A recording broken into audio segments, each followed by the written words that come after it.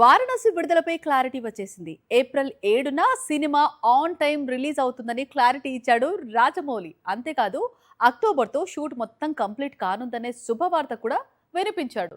దీంతో అక్టోబర్ తర్వాత మహేష్ ఏం చేయబోతున్నాడు అంటే బాలీవుడ్ వెళ్లే అవకాశాలు ఉన్నాయట.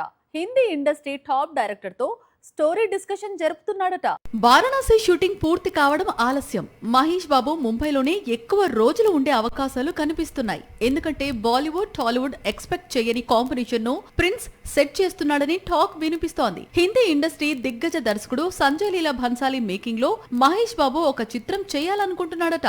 ఇందుకు సంబంధించిన ఆల్రెడీ వీరిద్దరి మధ్య ఒక మీటింగ్ కూడా జరిగిందట. ప్రస్తుతం రణ్బీర్ కపూర్, విక్కీ కౌశల్, ఆలియా భట్ ప్రధాన పాత్రల్లో లవ్ అండ్ వార్ అనే భారీ ప్రేమ కథా చిత్రాన్ని తెరకెక్కిస్తున్నాడు.